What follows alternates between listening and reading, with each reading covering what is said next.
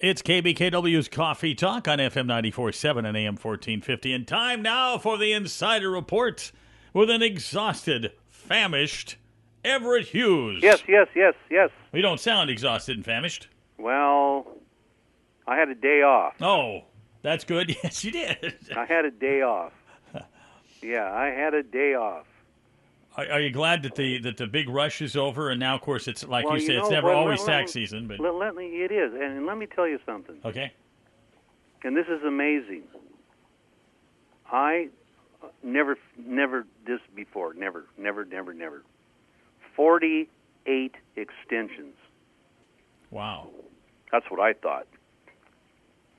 Now, But that's not all bad. That means I'll be working. sure. Now, why so many extensions? I think everybody's mindset got shaken when the season started and we didn't know when we could file the return. Oh, okay. Because we couldn't file the first 1040 until the 30th of January. Well, that was 2 weeks plus behind the normal schedule.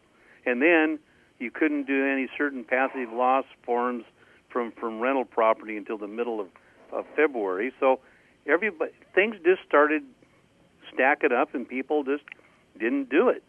It's going to be this way all over, isn't it? I believe so. Yeah. I don't think my office is an exception, but I've never filed that many extensions before. Usually not. But guess what we've discovered? What did you discover? There is a fourth schedule that flows in to the Schedule A fourth form. Oh. A Form 4952. It sends chills to my body. I know it.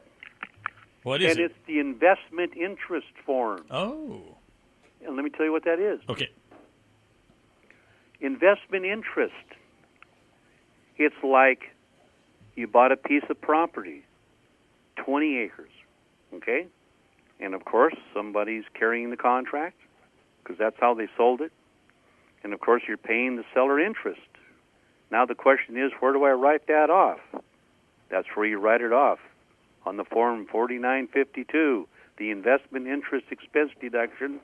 And what you get to deduct flows to the Schedule A, Doug, because you don't get to deduct it all. You don't. Did you used to in the old days? I don't remember that far back. Oh. Maybe. No, it seems to me this form's always been there, and you don't get to write it off. But what I did notice, this same type of investment, there's no 4952 form in your partnership return, so that means if your LLC bought the property, your write-off wouldn't be limited. But here's how it works.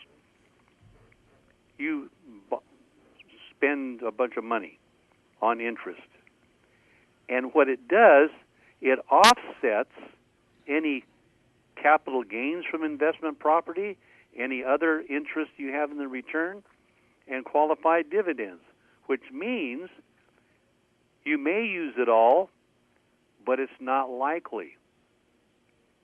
Like, for instance, this particular example, the taxpayer had $9,000 of investment interest expense paid or accrued in 2012. He had disallowed investment interest expense from 2011 that carried forward to 2012, so he has a total investment interest expense of $28,090.